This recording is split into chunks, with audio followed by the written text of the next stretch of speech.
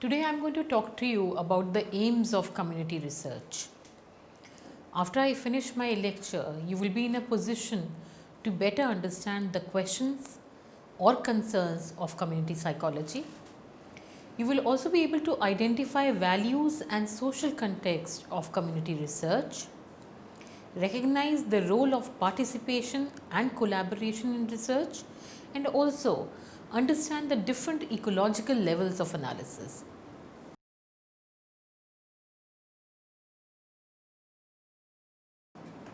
Let me give you an introduction.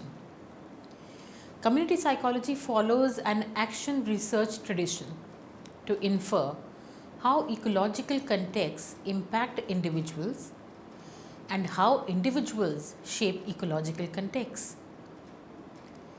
Action research is an outlook to inquiry rather than a specific kind of method. It is a method for intentional learning from experience. Action research is an outlook to inquiry rather than a specific kind of method. It is a method for intentional learning from experience. This was originally formulated by social psychologist Kurt Lewin. This method consists of intervention in real world systems followed by close analysis of the effects for understanding or development of theories. Its aim is to improve practice, and it is typically conducted by a combined team of practitioners and researchers. While it remains grounded in experience, it employs a participative process. Community psychologists rely on empirical answers, systematic observation, and measurement. Action of all individuals are based in research findings, and research is used to understand the impact of those actions. Community research aims to provide useful knowledge for decision making, planning, and action at multiple levels, from local action and community change efforts to state, national, and even international policy making. John Glidewell made a marked departure from much mid 20th century research in psychology, which was laboratory based, to community based research, and he surprised his colleagues. He worked on evaluating school based prevention programs, which provided useful knowledge for action at multiple levels.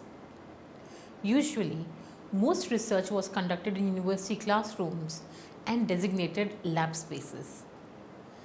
Community psychologists pursuing research find that to enhance the knowledge gained, they must share control with community members.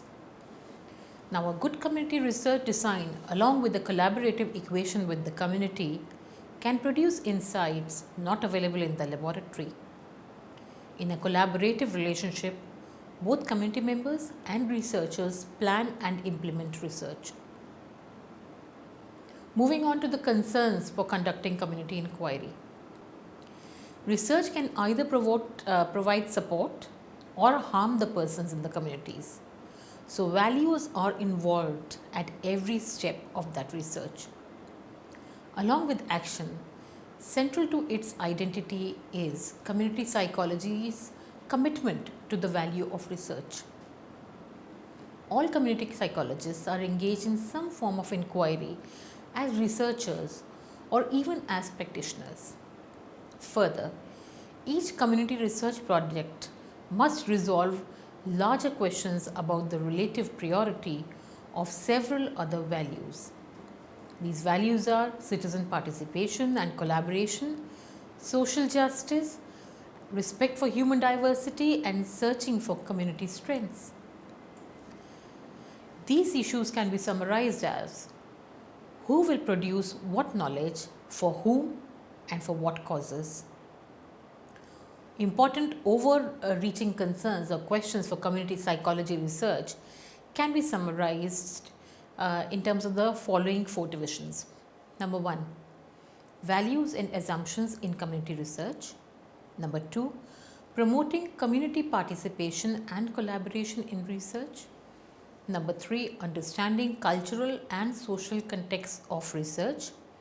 And number four, selection of ecological levels of analysis for the research.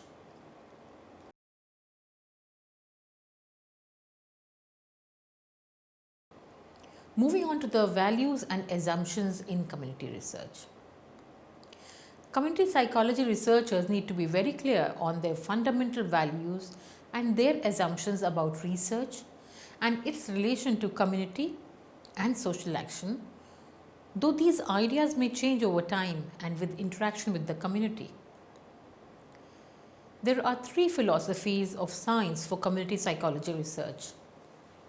One's belief about scientific knowledge is through what methods it is obtained and how it is related to action, and this is called the philosophy of science. In psychology, positivism has been dominant. A few of its common elements important in psychology are pursuit of value-free neutrality and objectivity in research, an ultimate goal of understanding cause and effect relationship by hypothesis testing while controlling extraneous factors. Positivist science seeks to construct generalized laws based on research findings which are applicable to many circumstances. Now, this vision is critiqued as no observer is value free. That is, one is always a member of some kind of culture or is influenced by it. Moreover, the particular qualities of culture, historical circumstances, and settings limit the generalizability of research findings from one context to another. These and other critiques have led to post-positivist thinking. Let's talk about problem definition in research, taking a stand on social issues. Community researchers must decide how their research will relate to action. A post-positivist approach to social problems seeks pragmatic and generalizable answers supported by research. It applies the scientific methods and findings of psychology to society in terms often defined by policymakers and funders. Like much of social science research, this stance dominated the early development of community psychology. Community research can identify roots of problems, develop programs or social policies to address those and gauge their effectiveness. However, social consensus around problem definitions and solutions often does not exist. Even with public health problems that are clearly defined and for which causal factors are understood, there is often great controversy about prevention methods. Other examples include debates about sexuality, child and family problems, and drug use. Hence, social problems are better termed as social conflicts. An important role of community researchers is to identify a community whose views are being overlooked and to conduct research that helps bring attention to the experiences and views of persons in that community. This provides broader knowledge of the issues and may also identify community strengths and resources. This approach can be termed as attending to the unheard voices. Attending to unheard voices involves beginning research from the standpoint of the less powerful individuals within social systems, the people who are most affected by the practices of social systems, but who have the least control over these practices. That knowledge can be used to advocate for social change, to improve their lives and perhaps the quality of life for the whole community or society.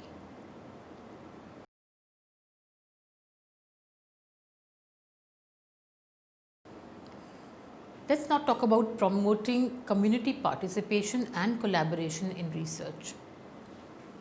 We'll begin with researcher-community relationship.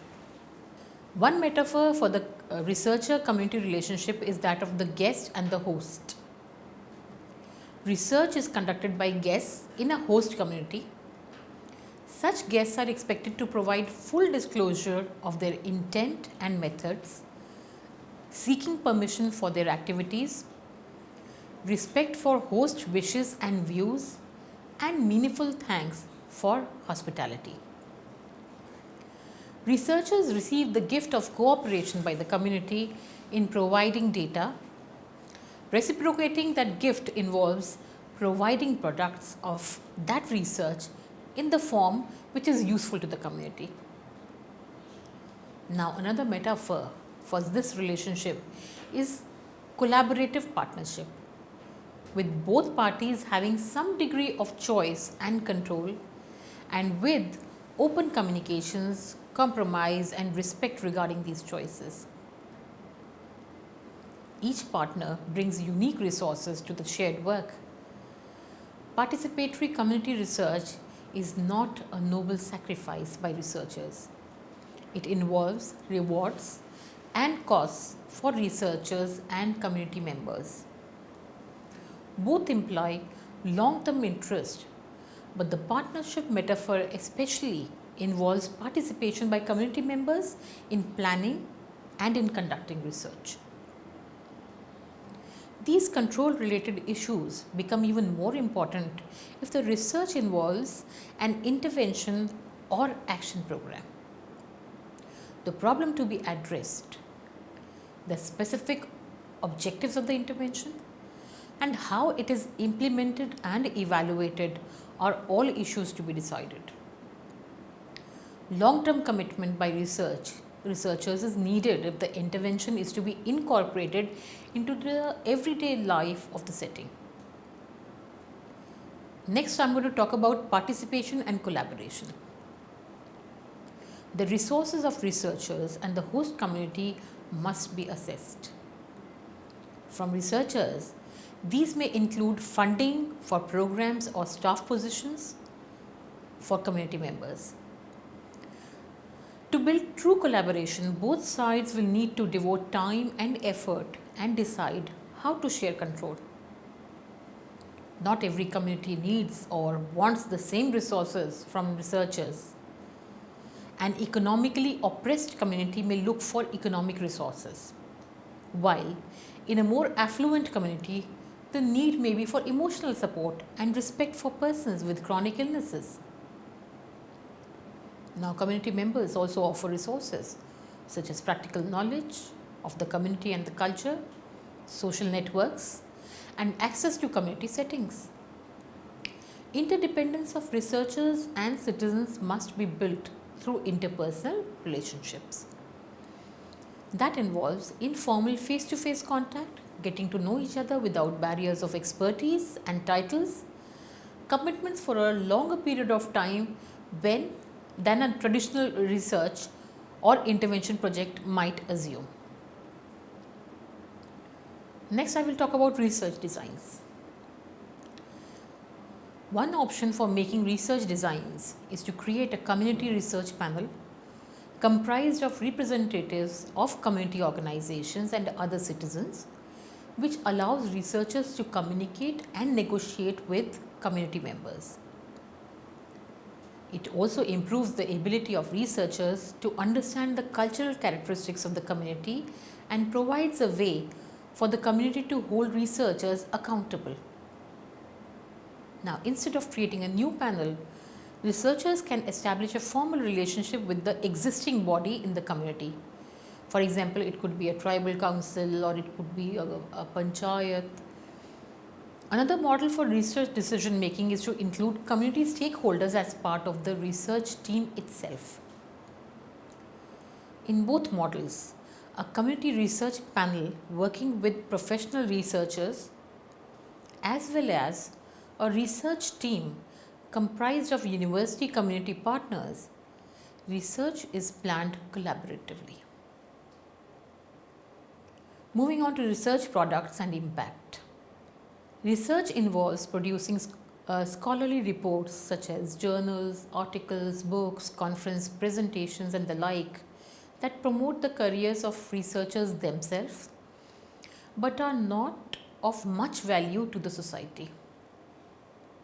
Various questions surround research and its products concerning its benefits, presentations to the community in a useful manner, gain of knowledge or resources through the research, future collaborations or funding. Concerns of the macro system raise wider issues of social justice, portrayal of cultures and communities, influence on decisions of groups or individuals, or inform the views of policymakers at different levels. Let me tell you about the limitations of participatory approaches. Participatory methods are time consuming and risky for the citizens, who often must master new roles that can be empowering but also take time, effort, and skill development. The extent of that commitment should be chosen by the citizens with the support and respect of other members of the research team. Participation by some citizens in research decisions opens them to criticisms by other community members who are displeased by the methods or the findings. The research team may need to navigate these situations very carefully. Although participatory method levels to some extent the hierarchical, unequal relationship between researchers and community members, some power differentials seem inherent in conducting research. Now, using the participatory methods does not magically erase these differentials, which must be acknowledged and dealt with.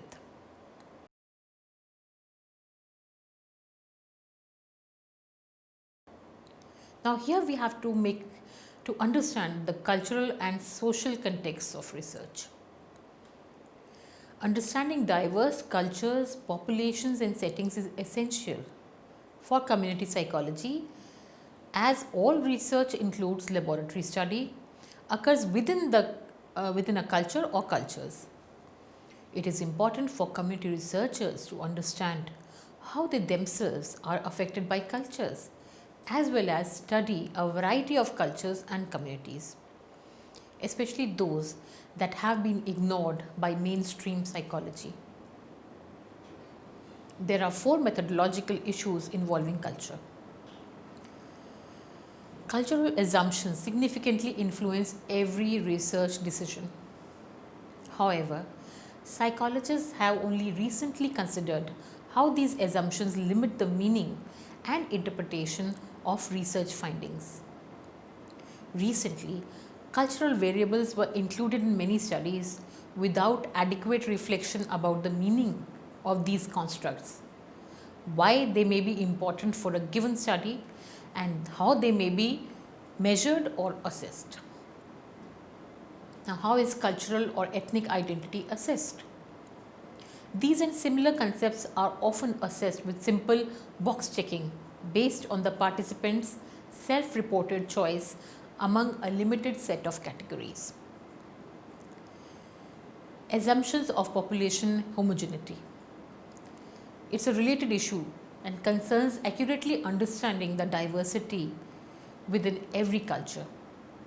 An assumption of population homogeneity categorizes all members of a cultural group as alike and overlooks differences among them. Next is the assumptions of methodological equivalence.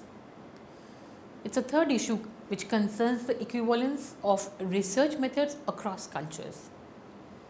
Such assumptions can occur even when cultural differences are not the topic of research or even recognized by the researchers. Now I'm going to tell you about the between group and within group designs. A between group design compares 2 or more cultural groups.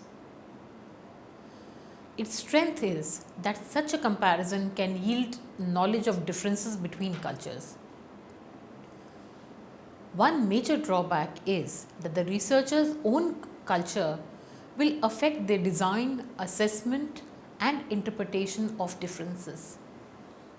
Also, the equivalence of procedures, setting, and measurements in both cultures is very difficult to assure. Finally, without a deep understanding of both the cultures, it is difficult to avoid interpreting differences as a deficit or weakness in one of the cultural groups. Thus, between group studies are vulnerable to producing results that blame cultures for problems rather than considering cultural strengths and effects of such external forces as economic or political forces. Researchers use the within group design study as a cultural group in more depth on its own terms. Comparisons and differences between cultures are not the focus. Researchers using a within group design study a cultural group in more depth on its own terms. Comparisons and differences between cultures are not the focus. This approach fosters understanding of why distinctive cultural practices exist. Moving on to conducting culturally anchored research. What can researchers do to recognize issues of culture and respond to them? The first steps begin with oneself. Cultivate an understanding of how your own culture and experiences have shaped your own worldview. In addition, adopt a sense of informed naivety, curiosity, and humility in learning about another culture, and awareness of your own limited knowledge and a genuine willingness to learn.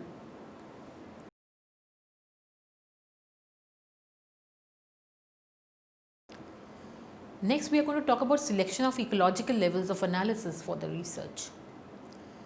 The challenge for a community psychologist is addressing the interrelationship between these differing levels of analysis, not just studying one level in isolation. For example, in a study of protective factors for adolescent resistance to drug use, variables across multiple levels should be considered. These may include individual needs and strengths, such as microsystem factors as family and peer influences, neighborhood characteristics, cultural values and resources, economic factors, and political influences on drug laws and enforcement.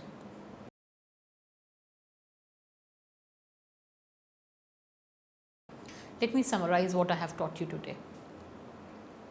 Communities are useful settings for research. 4 major concerns are values and assumptions, promoting community participation and collaboration in research decisions, understanding the cultural and social context of this research, and ecological levels of analysis. There are 3 philosophies of science which underlie much of community psychology research. Post-positivist views seek to minimize bias with measurement and experimentation, as they assume that no researcher is truly neutral. Constructivist views emphasize a connection between researcher and the participant, the particular setting where research occurs, and the understanding that participants' experiences and their meaning to participants, not just causes and effects. Critical views emphasize how social forces and belief systems influence researchers and participants, and researcher responsibility for integrating research with social action. Each philosophy has its own advantages and disadvantages. A positivist approach defines social problems and seeks to test solutions with scientific research.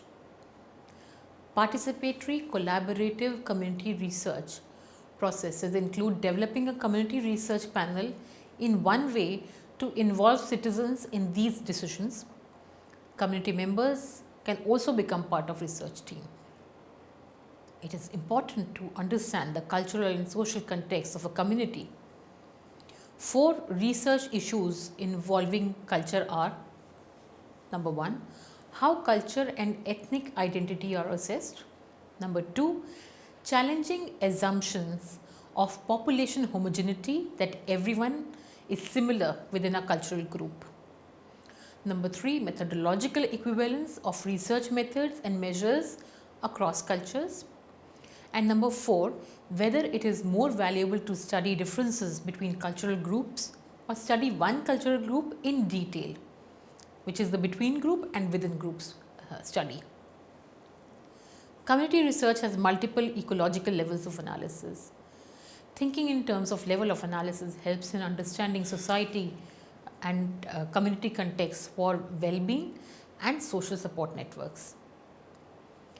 The 4 questions for community research are interrelated, not sequential. So researchers must make clear choices about each.